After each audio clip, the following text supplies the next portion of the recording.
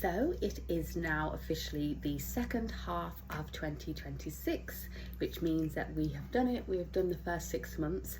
I wanted to pop in here and talk about how I split my year in half from the very beginning, because I knew that in the beginning of the year I was not in control really of what was happening, because I had to move out of my rented house into my mother's house.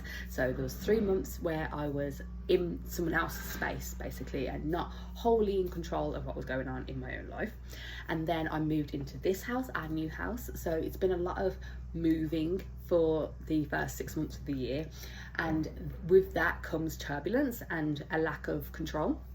And so I said to myself, the first half of the year is just going to be gentle. It's just going to be me going with the flow, channeling the water element and having the colour blue for like kind of settling in and a cold gentleness to the start of the year. And this was made especially important with the loss of my granddad, because it meant I've been grieving. I'm still grieving. I'm going to be grieving for a good long time, but of course the initial hit happened in May and is continuing obviously now. So the second half of the year I knew I wanted to be the fire element, because this is time to go.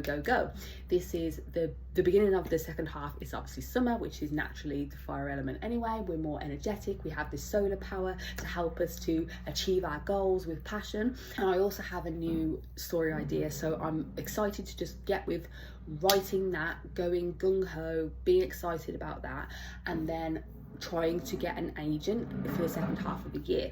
And so it is important to me to up my exercise at this point in the year, to up my feeling of control and passion and going after things, chasing my dreams, making things happen, and being more goal oriented than I was in the beginning of the year, where I was just more go with the flow.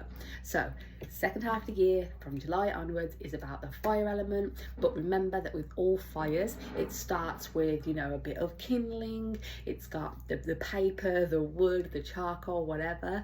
We're lighting the match, we're striking the fuel, we're adding some lighter fluid, and as time goes on the fire gets bigger and bigger and bigger, and then it becomes just embers. And that's how I aim to finish the end of the year.